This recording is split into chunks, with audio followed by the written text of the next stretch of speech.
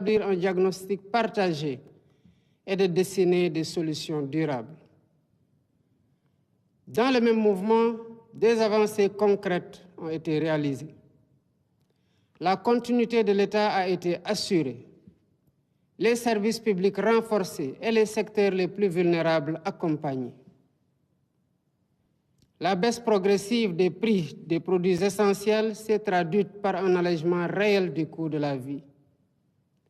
Les mesures de réduction des prix de plusieurs produits essentiels ont représenté 342,5 milliards de francs CFA d'économies pour les ménages en 2025. Cet effort se poursuivra en 2026. Je tiens à cet égard à saluer l'engagement du Premier ministre Ousmane Sonko et de l'ensemble du gouvernement.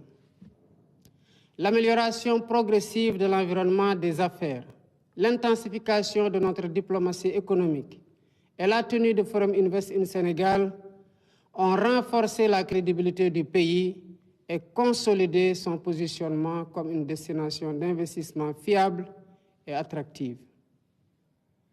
Mes chers compatriotes, la décision politique de porter le registre national unique à 1 million de ménages a rendu l'action sociale plus juste et plus efficace en orientant les appuis vers celles et ceux qui en ont réellement besoin. Cette exigence d'équité s'est prolongée par un soutien accru à l'autonomisation économique des femmes et des jeunes, avec l'émergence de 1060 coopératives productives solidaires.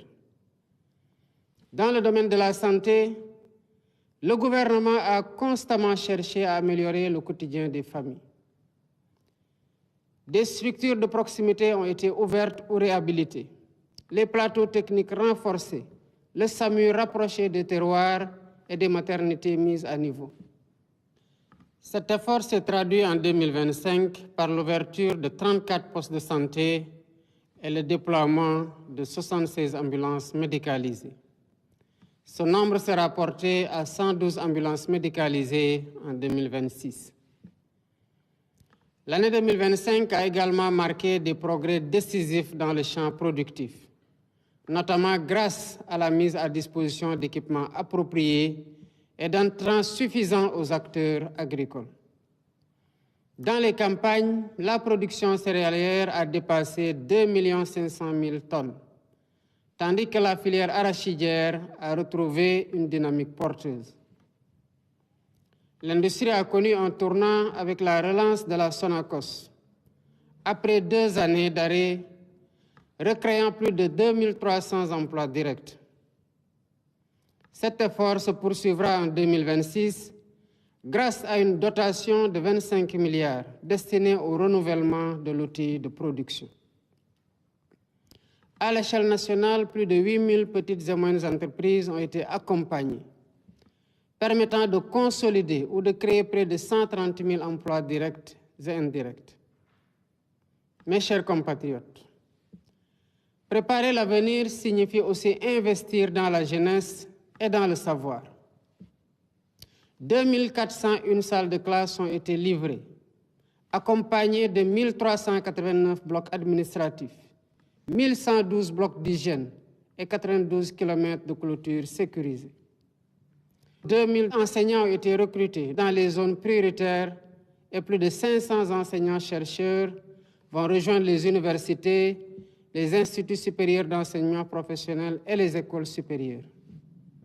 8 nouveaux ISEP vont renforcer l'accès à une formation professionnelle supérieure de qualité, tandis que les réformes des curricula, l'intégration des DARA dans l'éducation nationale, la réorientation vers les sciences, les technologies et les formations professionnelles et numériques vont accompagner cette transformation.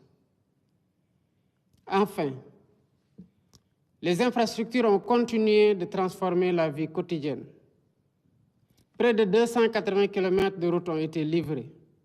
Plus de 100 km de pistes rurales ont reconnecté 86 localités. Et l'accès à l'eau potable comme à l'électricité s'est élargi, avec 831 799 concitoyens qui ont eu pour la première fois accès à l'électricité. Ces résultats, parmi d'autres, rapprochent les familles, soutiennent l'activité économique et redonnent souffle à des zones longtemps enclavées. Mes chers compatriotes, l'année 2025 a été celle de la rigueur et de la résilience.